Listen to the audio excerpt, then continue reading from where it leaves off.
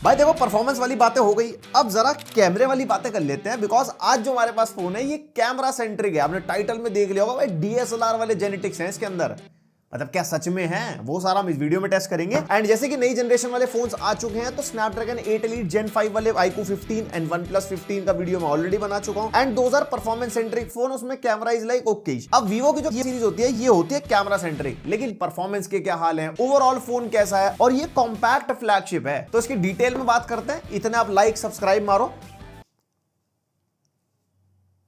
मारो मारो मारो, मैं वेट कर रहा हूं। ईमानदारी से बताना करना है नहीं करना। तो यहाँ पे देखो डब्बा सेम वैसे ही है जैसे X200 FE हमने रिव्यू करा था। अंदर आपको डिवाइस मिल जाएगी, डॉक्यूमेंटेशन, एक कवर मिल जाता है फोन के कलर का, 90 वॉट का flash charger, type A to C cable मिलती है हमारे को साथ, C to C मिल जाती है, थोड़ा PD वाला मामला हो जाता है, लैपटॉप चार्ज कर लेते हैं, और साथ में एक सिम इजेक्टर पिन तो मिल ही जाती है। एंड भाई फाइनली ये आ जाता है हमारा स्मार्टफोन। क्या प्यारी लुक्स है भाई साहब। एडिटर साहब थोड़ा सा कुछ तो दिखा देते हैं।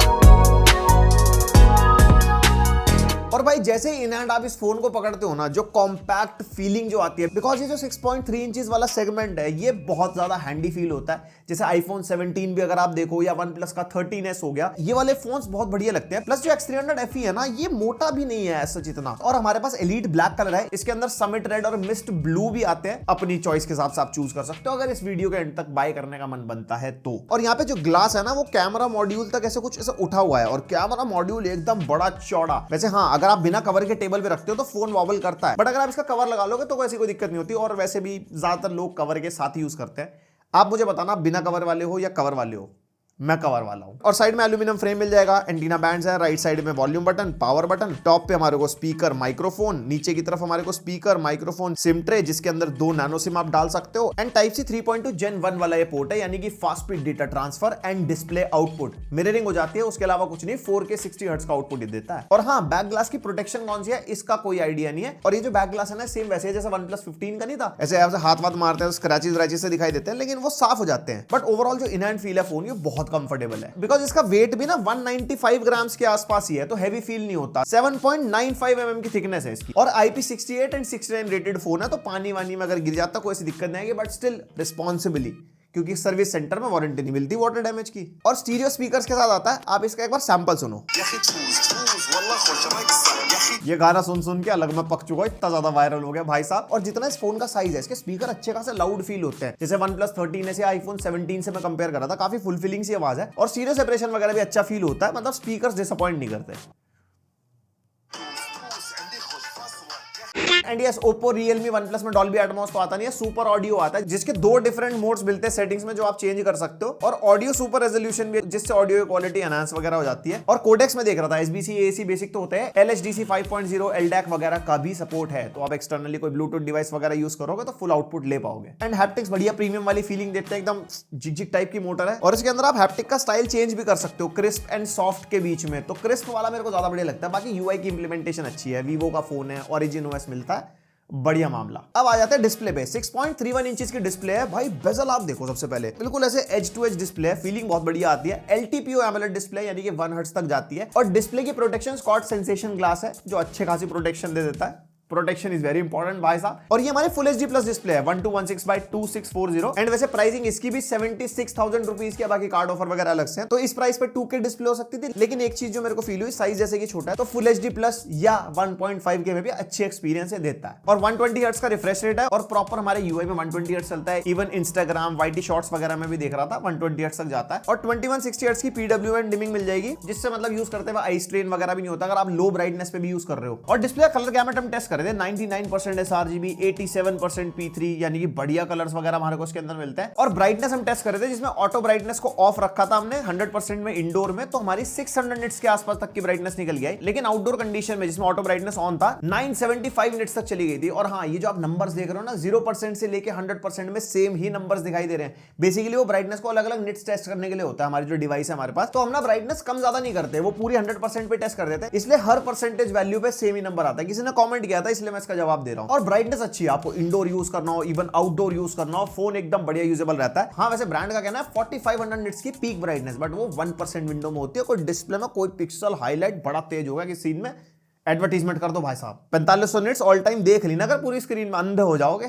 मैं अंधा हूं। और HDR10+ का भी सपोर्ट है इसके अंदर, लेकिन कोई भी डॉल्बी विजन का सपोर्ट नहीं है जो इनके प्रो मॉडल के अंदर है। इसमें वैसे होना चाहिए था। और मल्टीमीडिया एक्सपीरियंस वैसे बढ़िया है, जैसे नेटफ्लिक्स में भी HDR का सपोर्ट मिल जाता है, YouTube पे 4K 60 HDR कॉस्ट तरीका, आहा एकदम स्वाद अनुसार बढ़िया। ओवरऑल डिस्प्ले डिसअपॉइंट नहीं करती, साथ में स्पीकर उस पे सोने पे सुहागा डाल देते हैं। फिर उसके अंदर चाहे मल्टीमीडिया एक्सपीरियंस हो या गेमिंग का एक्सपीरियंस हो, एक्सपीरियंस बढ़िया रहता है। अब थोड़ा तकनीकी बातें कर लेते हैं प्रोसेसर पे। भाई MediaTek Dimensity आता है, बंदों को माइंड में आता है ना परफॉर्मेंस नहीं, ये नहीं वो नहीं, पूरी क्लैरिटी देता हूं। इसके अंदर MediaTek Dimensity 9500 मिलता है जो हमारा ऑक्टा-कोर प्रोसेसर है, एंड LPDDR5X अल्ट्रा रैम है, साथ में UFS 4.1 स्टोरेज है जिसकी रीड एंड राइट स्पीड वगैरह आप देख सकते हो। अब जरा सिंथेटिक बेंचमार्क पे अगर जंप मारे तो अंतुतु बेंचमार्क आप देखो 3.2 मिलियन के आसपास है। हाँ, अगर कंपेयर करते हैं 8 Elite Gen 5 से तो उसमें 3.9 मिलियन तक स्कोर जाता है। Geekbench 6 के भी नंबर्स हम निकाल के देख रहे थे, उसमें भी 5% का डिफरेंस आता है अगर स्नैपड्रैगन से कंपेयर करें। उसके अलावा अदर बेंचमार्क्स जैसे GPU के लिए OpenCL 23,000+, AI वाला बेंचमार्क भी निकाल दिया। फिर उसके बाद wildlife extreme stress test कर रहे थे तो उसके अंदर 50% की स्टेबिलिटी है, बट लूप स्कोर्स वगैरह आप देख सकते हो अगर किसी फोन से कंपेयर करना हो। और CPU का थ्रॉटल टेस्ट किया 15 मिनट्स में, कुछ ऐसा ग्राफ था, मतलब बाद में जाते आते उसकी स्टेबिलिटी 66% के आसपास थी, बट यहाँ पे जो गिव स्कोर है वो अच्छे हैं। और 30 मिनट्स में लाल हो गया था, यानी कि थ्रॉटल करने लग जाता है। ऑब्वियसली छोटा फोन है तो गर्मी तो आएगी। अगर यहाँ पे नंबर वाइज कंपेयर करते हैं तो 8 Elite Gen 5 डेफिनेटली इससे बहुत बेटर है। बट अगर आपको डेली यूज में YouTube, Instagram, Facebook, side by side applications, यही सब चीजें करनी है, चाहे वो 8 Elite हो या 2 साल पुराना चिपसेट वाला भी फोन होगा, वो भी आपको बढ़िया ही परफॉर्मेंस देगा। हाँ, अगर डेडिकेटेडली गेमिंग की बात करते हैं और गेमिंग में इम्यूलेटर की बात करते हैं तो डेफिनेटली स्नैपड्रैगन एक अपर पॉइंट लेके जाता है। बट क्या आपको वो सब करना है तो पहले अपने यूज केस समझो, उसके बाद बाइंग चॉइस बनाओ, सिर्फ सुनने पे मत जाया करो। और सेंसर्स के मामले में 17 5G के बैंड्स हैं, कनेक्टिविटी में कोई दिक्कत नहीं है, और eSIM का भी सपोर्ट मिलता है और डुअल सिम का ही सपोर्ट है। फिजिकल डाल लो, एक eSIM कर लो, या दोनों फिजिकल कर लो, मतलब 3 सिम नहीं हो सकते ऑब्वियसली।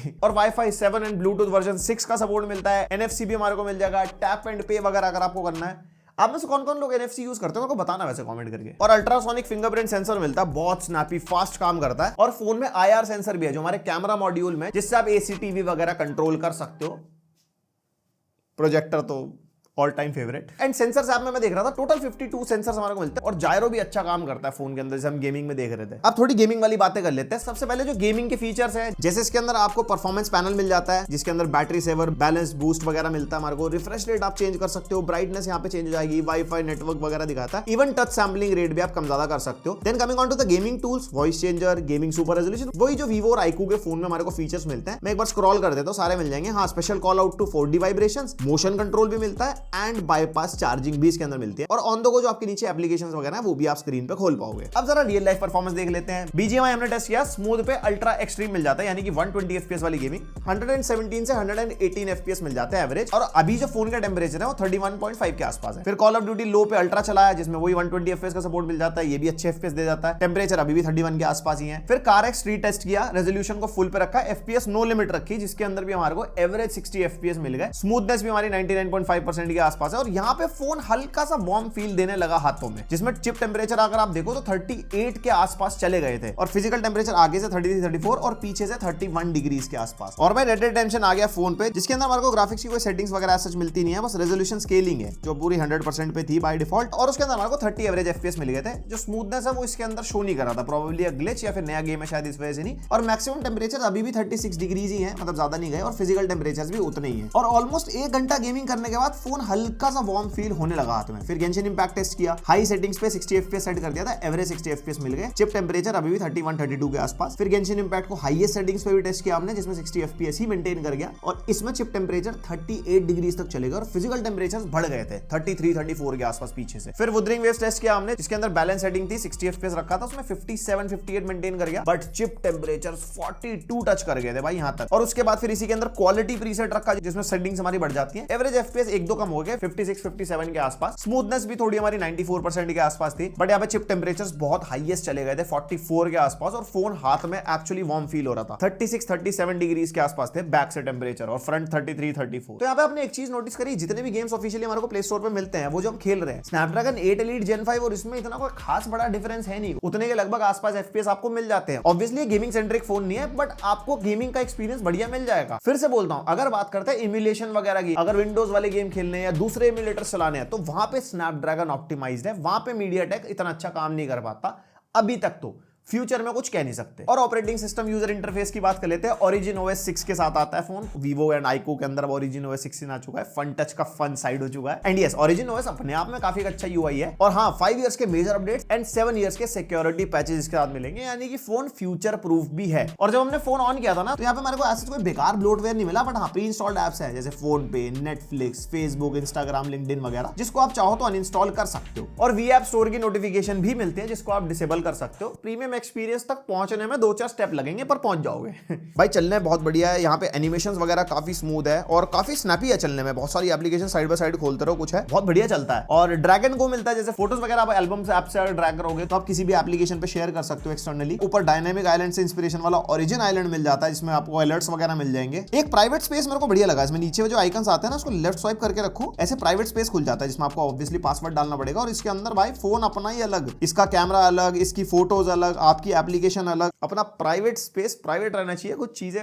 और वीवो का अपना डायलर है, तो रिकॉर्डिंग करते हुए नोटिफिकेशन वगैरह नहीं जाती सामने वाले को। एक चीज का बड़ा कॉल आउट वीवो वालों के लिए स्पेसिफिकली, और ये iQOO की वीडियो में बोला था, सोशल मीडिया ऑप्टिमाइजेशन अभी भी कैमरा का नहीं है। कैमरा सेंट्रिक फोन है ये, यानी कि इंस्टाग्राम पे अगर आपको अल्ट्रा वाइड सेंसर चाहिए तो नहीं चलेगा, प्राइमरी पे ही होता है। और अगर आप जूम भी करते हो तो प्राइमरी वाला ही जूम होता है, उसके अंदर पेरिस्कोप पे शिफ्ट भी नहीं है। तो भाई इसका अपडेट डालो, फोन के सारे सेंसर, सोशल मीडिया, फोटो डालनी है मुझे अल्ट्रा वाइड में से गाड़ी चलाते हुए, कैसे चलेगा काम भाई साहब। और एआई के फीचर्स भी वही सारे मिल जाते हैं, जैसे कॉलिंग में एआई है, नोट्स में एआई है, गैलरी में भी एआई के फीचर्स हमारे को मिल जाते हैं, जेमिनाई सर्कल टू सर्च वगैरह तो है। और एआई की बात चल रही है, एक चीज मेरे माइंड में आई थी, प्रो सीरीज में एक शॉर्टकट बटन है जो ऑब्वियसली एआई के लिए नहीं है, जैसे OnePlus में माइंड स्पेस है, नथिंग वालों का भी है अपना, ऐसे सब अपना एआई ला रहे हैं, इनको भी लाना चाहिए। और वो शॉर्टकट बटन इसमें भी डाल देते हैं यार, ज्यादा छोटा है क्या, जगह बन नहीं पाई। एंड बैटरी 6040 mAh की सिलिकॉन कार्बन बैटरी मिलती है, साइज के हिसाब से 6000 mAh फिट कर दी भाई इसके अंदर। और screen on time 6 to 7 hours के आसपास मिलता है, मतलब ऑलमोस्ट एक दिन का बैटरी बैकअप मिलेगा अगर आप नॉर्मल यूज कर रहे हो। बाकी कैमरा ज्यादा यूज करोगे, परफॉर्मेंस वाले टास्क करोगे, गेम वेम खेलोगे, तो डेफिनेटली बैटरी बैकअप कम मिल सकता है। बैटरी से ज्यादा उम्मीदें ना करी जाए, बिकॉज कॉम्पैक्ट फोन है ना, तो बैटरी में कॉम्प्रोमाइज होता है। 40 वॉट की वायरलेस चार्जिंग हमारे को मिलती है इसके अंदर, और रिवर्स वायरलेस चार्जिंग को भी सपोर्ट करता है। और जो इसके साथ 90 वॉट का चार्जर आता है, उससे फोन को फुल चार्ज होने में 55 मिनट्स के आसपास लगते हैं, जिसमें से हाई स्पीड मोड जो को ऑन स्क्रीन मिलता है चार्जिंग करते वो ऑन था, और एक सेटिंग्स में जाके फास्ट चार्जिंग भी थी, वो दोनों ऑन थे, तो उसके हिसाब से बता रहा हूं। And now the biggest highlight, इसका भाई कैमरा। यहाँ पे प्राइमरी 200 मेगापिक्सल का सेंसर है, और ये CIPA 4.5 सर्टिफाइड है। बेसिकली स्टेबिलिटी के लिए सर्टिफिकेशन होता है camera and imaging products association की तरफ से। और 50 मेगापिक्सल अल्ट्रा वाइड मिल जाएगा, 50 मेगापिक्सल का पेरिस्कोप मिल जाएगा। वैसे वीवो इसको Zeiss APO टेलीफोटो बोल रहा है। अब इसके बारे में सर्च कर रहा था, बेसिकली जो पेरिस्कोप भी है ना, वो भी एक टाइप ऑफ टेलीफोटो ही है। तभी कोई ब्रांड टेलीफोटो लिखता है, कोई ब्रांड पेरिस्कोपिक टेलीफोटो लिखता है, तो वो थोड़ा कंफ्यूजन है। बस तुम मेनली फोटो सैंपल पे फोकस करो, अब जो लगा दिया, इसमें क्या करोगे जान के। और फ्रंट कैमरा सेंसर भी हमारे को 50 मेगापिक्सल का मिलता है, और इसमें स्पेसिफिकली वीवो की VS1 और V3 प्लस चिप लगा रखी है, जो प्री प्रोसेसिंग और पावर एफिशिएंसी के लिए काम आती है।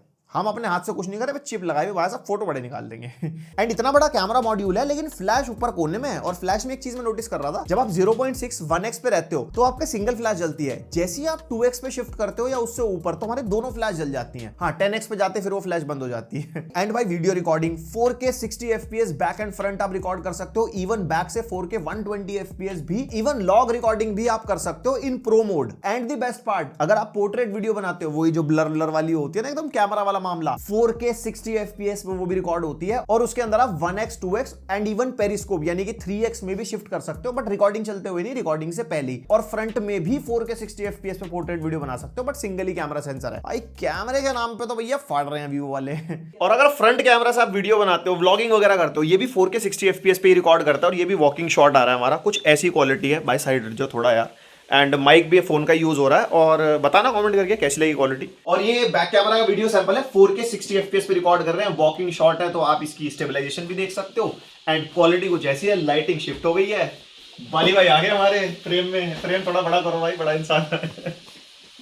क्वालिटी बताना कैसी लगी। और बेस्ट पार्ट तो ये है कि फ्रंट कैमरा से भी 4K 60 FPS में पोर्ट्रेट वीडियो बना सकते हो। ऐसे भाई ब्लर ब्लर मिल जाता है बढ़िया। अगर आप आउटडोर वगैरह ट्रैवल करते हो और व्लॉगिंग वगैरह करनी है जिसके अंदर आपको थोड़ा कैमरा टाइप का इफेक्ट चाहिए, भाई क्वालिटी तगड़ी लग रही। बाकी आप नहीं बताओगे कमेंट करके कैसी लग रही। और ये है इसका पोर्ट्रेट वीडियो सैंपल जिसके अंदर बैकग्राउंड ब्लर आपको मिल जाता है। अगर आपको YouTube सेटअप वगैरह पे शूट करना है, रील्स या वीडियोस वगैरह बनानी है तो कुछ ऐसी क्वालिटी है। एज डिटेक्शन कैसा है, मूवमेंट वगैरह में कैसी एज डिटेक्शन ले रहा है, क्वालिटी आप बताओ कमेंट करके। अब जरा फोटोज पर नजर मार लेते हैं। सबसे पहले अल्ट्रा वाइड से शुरू करते हैं। एंड हाँ, एक चीज मैं क्लियर कर दूं, जाइस मोड पे हमने फोटो खींची है जो बेसिकली नेचुरल फोटोज देता है। डिफॉल्ट वैसे ना विविड मोड पे आता है जो थोड़ा पंची मामला देता है, पर मेरे को रखना था कि हाँ थोड़ा मतलब नॉर्मली फोटोज कैसी आ रही है। भाई डायनेमिक रेंज अच्छी मेंटेन करता है। डार्केस्ट और ब्राइटेस्ट पार्ट होते हैं ना, जैसे अगर इस टाइप की फोटोज में आप देखोगे तो वो बढ़िया प्रोसेस कर देता है। कलर प्रोडक्शन अच्छा है। जैसे हम जाइस मोड पे खींच रहे हैं तो यहाँ पे जो कलर्स है वो काफी न्यूट्रल साइड है। ऐसा नहीं बिल्कुल कुछ चटक वटक कुछ कर देगा। आप चाहे इंडोर में खींच लो फोटोज या आउटडोर में खींच लो, यहाँ पे भाई अच्छी फोटोज आ जाती है। और अगर आप फेस टोन्स वगैरह भी देखोगे वो भी न्यूट्रल साइड है। कलर प्रोडक्शन वगैरह अच्छी है। डिटेल्स ऑब्वियसली यार देखो अल्ट्रा वाइड है, ज्यादा एक्सपेक्टेशंस नहीं कर सकते, बट हाँ डिटेल हमारे को ठीक ठाक मिल जाती है अच्छी खासी लाइटिंग में। और भी काफी सारे सैंपल है जैसे आप देख सकते हो अपने सामने। फिर अगर लो लाइट की बात करते हैं ना, लो लाइट में डेफिनेटली देखो अल्ट्रा वाइड में ज्यादा उम्मीद कर नहीं सकते और डिटेल्स मिस करता भी है। अगर आप देखोगे ना बहुत लो लाइट में कुछ जूम वगैरह करते हैं तो वो ये ग्रेन्स व्रेन्स आ जाते हैं। लेकिन हाँ अगर आप ये वाला शॉट देखोगे ना, इस टाइम पे इस गली में भाई कोई लाइट थी ही नहीं, मतलब कतई अंधेरा, आंखों से कुछ दिख भी नहीं रहा था। फोन ने तब भी उसे इतना प्रोसेस कर दिया। अब कर लेते हैं मेन सेंसर की बात जो हमारा 1x है। वैसे हाँ अगर अल्ट्रा वाइड और 1x में अगर आप साइड बाय साइड देखोगे ना तो इतना बड़ा कोई कलर शिफ्ट हमारे को मिलता नहीं है। और मेन कैमरा की अगर सोनली फोटोज देखते हैं, डायनामिक रेंज बहुत बढ़िया मेंटेन करते हैं। और अगर ह्यूमन सैंपल्स पे आते हो तो अगर आप यहाँ पे फेशियल टोन्स देखो, इवन कपड़े हो गए, ओवरऑल एनवायरनमेंट हो गया, ये ओवर प्रोसेस नहीं कर रहा कि हाँ भाई बिल्कुल ये एकदम अगर ब्लैक है तो उसको ग्रे बना दिया या कुछ भी है। मतलब बिल्कुल काफी नेचुरल साइड फोटोज आती हैं और शार्पनेस भी अच्छी है। इवन डायनामिक रेंज भी अगर आप देखोगे ना तो वो भी अच्छी लगती है। फेस टोन्स भी हमारी यहाँ पे ना नेचुरल मेंटेन कर जाता है। जाइस मोड की बात करो, ऑब्वियसली अगर आप दूसरे मोड्स पे टेस्ट करोगे तो डेफिनेटली अलग रिजल्ट आएंगे। अब अगर लो लाइट की बात करते हैं प्राइमरी सेंसर की, तो यहाँ पे उतना नॉइजी नहीं है ये जितना अल्ट्रा वाइड होता है ऑब्वियसली। और यहाँ पे भी हमने काफी सारे फोटोज वगैरह खींचे हैं, जैसे सैंट्रो का हम जैसे नंबर देख रहे थे वो भी रीडेबल है। और वैसे भी इतने अंधेरे में कोई फोटोज खींचता नहीं है, बट अगर खींचनी पड़ जाए तो इसकी परफॉर्मेंस बढ़िया है। बाकी काफी सारे सैंपल्स हैं जो आप देख सकते हो अपने सामने।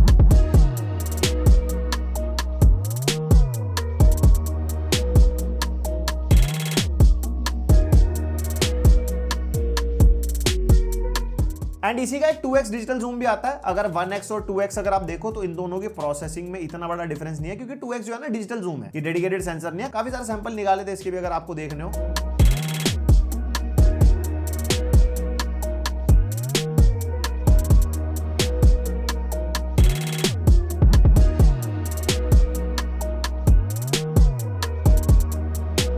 भाई मेन जादू आता है 3x सेंसर का जो 70 mm पे हमारा शिफ्ट हो जाता है, विच इज अ पेरिस्कोप या पेरिस्कोप टेलीफोटो सेंसर बोल लो। एक तो देखो डिटेल्स, भाई इमेजेस कितनी बढ़िया आ रही है। इवन अगर आप जूम भी करते हो ना भाई, शार्पनेस देखो, डिटेल्स देखो, इवन कलर साइंस, ऐसा मतलब DSLR वाली वाइब्स आ रही है इमेजेस से। अब चाहे नॉर्मल लैंडस्केप्स इमेजेस देख लो या ह्यूमन सैंपल्स वगैरह आप देख लो आउटडोर में, इसका जादू अलग ही है। और इसी पे ही सबसे ज्यादा मजा आ रहा था भाई फोटोज खींचने में। मतलब मैं तो अल्ट्रा वाइड प्राइमरी भूल गया था, एकदम तगड़ा मामला। और इसी के अंदर अगर आप 10x जाते हो, जो पेरिस्कोप सेंसर का ही डिजिटल जूम है, ओहो भाई फोटोज डिटेल्स, मतलब डिजिटल इतना जूम होने के बाद भी ऑब्वियसली अगर फेस टोन्स पे जाओगे तो सॉफ्टनेस मिलती है, बट स्टिल तब भी अगर हम मल्टीपल सैंपल्स देखें, मल्टीपल फोटोज देखें, क्या बढ़िया डिटेल से निकाल के देता है। बाकी आज के अलावा ना 20x 30x इवन 100x तक भी ये जाता है। उसमें बहुत सारे मैं फोटोज वगैरह क्लिक करके देख रहा था, बहुत ज्यादा डिजिटली जूम हो जाती है। एंड 100x पे तो बिल्कुल ही प्रोसेस हो जाती है इमेज। हाँ वही चांद वांद की फोटो खींचनी हो, बाकी और भी कुछ दूर का किसी के घर में ताका झांकी करनी हो, जो कि करनी नहीं चाहिए, तो आप देख सकते हो कि दूर का भी टेक्स्ट वगैरह पढ़ने लायक मिल जाता है। और इसके भी थोड़े बहुत सैंपल वगैरह निकाले थे। बाकी 10x तक बहुत अच्छा रहता है, उसके ऊपर तो फिर वो डिजिटल वाला ज्यादा सीन हो गया। एंड अब आती है पोर्ट्रेट्स, जिसमें आ जाता है भैया स्वाद। और इसके अंदर हमारे को 5 फोकल लेंस मिलती है, 23, 35, 50, 85, 100। और इन सभी फोकल लेंथ पे हम अलग अलग फोटोज खींच रहे थे। और सभी में अगर आप एज डिटेक्शन देखो बहुत बढ़िया है। इक्का दुक्का कोई इमेज होती है जिसके अंदर एज डिटेक्शन ऊपर नीचे होती हुई देखी है मैंने, जो कि ऑब्वियसली एक प्रोसेसिंग का पार्ट है। और फोटोज वगैरह बढ़िया लगती है। 50 mm पे तो बहुत ही बढ़िया फोटोज आती है, लेकिन जब 85 mm पे जाता है ना तो थोड़ी सी स्किन की स्मूथनिंग शुरू कर देता है, वो प्रोसेसिंग ऐड हो जाती है। और इसके अंदर भी हमने इंडोर लाइटिंग में इवन आउटडोर में फोटोज वगैरह खींची। आप देख सकते हो स्किन टोन्स वगैरह बहुत अच्छे मेंटेन कर रहा है, डायनामिक रेंज अच्छी मेंटेन हो जाती है। एक चीज मैं नोटिस कर रहा था, कुछ फोटोज में ना ये बुके के इफेक्ट में अगर आप देखो देखोगे ना, अभी इस वाली फोटो में नहीं है, इसमें भी नहीं है। उसके बाद यहाँ पे ना कुछ लाइट टाइप का इफेक्ट बना दिया है इसने, आप देख रहे हो, मतलब वो ये वो सेपरेशन बनाने के लिए कुछ लाइट सी ऐड करी है, बट वो एक्चुअल सिनेरियो में नहीं है, वो सिर्फ प्रोसेसिंग में हमारे को दिखाई दे रही है। ये हमने एक दो फोटो में नोटिस किया। और फिर आगे सेल्फीज में हमारे को ना 0.8, 1 और 2 डिफरेंट फोकल लेंथ मिलती है। हमने ना 0.8 पे फोटोज खींची, हो सकता है कुछ 1 और 2 पे भी खींची हो, तो उसके अंदर वो ये डिजिटल जूम वगैरह ही है। एंड फ्रंट कैमरा में मैं कह सकता हूँ मुझे कोई ऐसी दिक्कत नहीं लगी, बढ़िया स्किन टोन सारी थी, कलर्स अच्छे मेंटेन करता है, ओवर प्रोसेस नहीं करता जाइस मोड में, फिर से बता दूं। और पोर्ट्रेट्स पे अगर आप लेते हो तो उसमें भी एज डिटेक्शन अच्छा है, एंड सैंपल्स वगैरह आप काफी देख सकते हो फ्रंट कैमरा के भी, ये भी बढ़िया निकाल के देता है। ओवरऑल जिस प्राइस का ये फोन है ना, मेरे को कैमरा से भाई कोई दिक्कत हुई नहीं। फिर मैक्रो पे जाते हैं, इसमें थोड़े मतलब इतने ज्यादा ओवर प्रोसेस कलर नहीं है, ये नेचुरल ही रखता है कलर्स वगैरह वो, एंड डिफरेंट मैक्रो के सैंपल्स हैं।